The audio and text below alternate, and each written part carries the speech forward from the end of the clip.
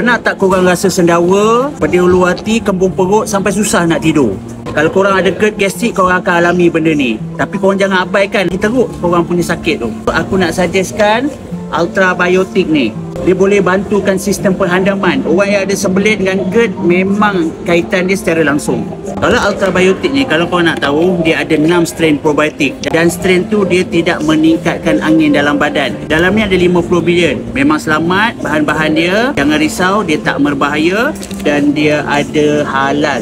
Dia akan bantu penghadaman korang. Kalau yang ada sembelit tu, memang korang kena makan ni supaya esoknya membuang lebih lancar. Kalau korang ada GERD gastrik angin, dia akan kurangkan GERD gastrik angin korang. Satu hari satu kali je makan waktu malam.